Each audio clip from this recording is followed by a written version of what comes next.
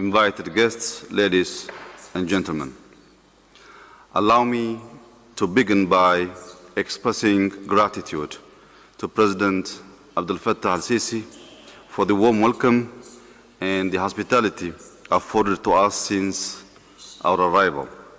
While my hope is that we all meet for such convenings to explore issues of growth and mutual development by changing the circumstances that bring us so often together, we must nevertheless attend to the growing crisis in our backyards.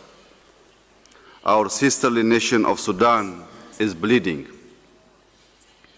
The moment in 2020 we had all celebrated, which signaled a new beginning for a democratic and a stable Sudan, has now vanished. In its place, we now witness intense violent conflict that is causing mass displacement, loss of lives, and widespread destruction.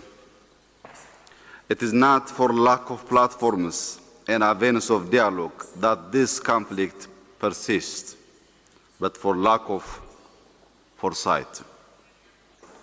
My wish is to see a cogent authority at this moment in the sisterly nation of the Sudan.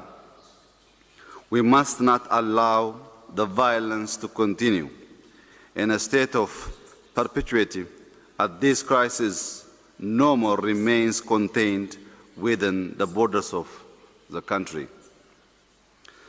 The destabilizing effect of the Sudan crisis is being felt in neighboring countries, faced with waves of refugees fleeing the conflict. The Horn of Africa and the Sahel region will suffer greatly if the parties to the conflict continue to avoid existing mechanisms that have laid out a clear path for diffusing the violent conflict. I would like to seize this opportunity and thank again President al-Sisi for convening the summit in the hopes of finding a resolution to the Sudan crisis. Let me also appreciate the efforts of the US and Saudi-led process during the initial days of the conflict.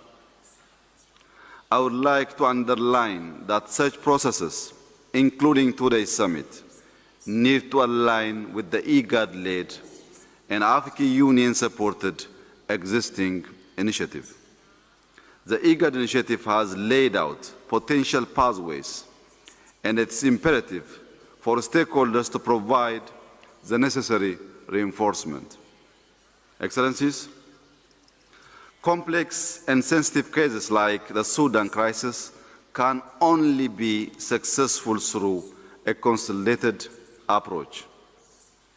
As neighboring countries working to overcome our own internal challenges, we should not be passive to impart wisdom to our sisterly nation, nor should we further complicate a fragile situation by extending its longevity.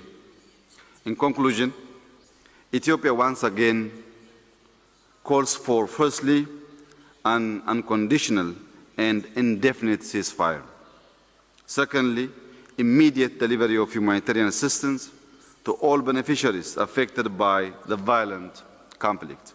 Thirdly, continuation of dialogue for peace and stability by the Sudanese political forces.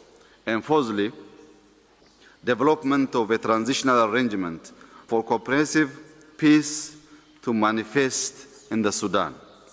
As part of the IGAD Quartet, Ethiopia stands ready in support of an immediate resolution for the Sudan crisis. I thank you.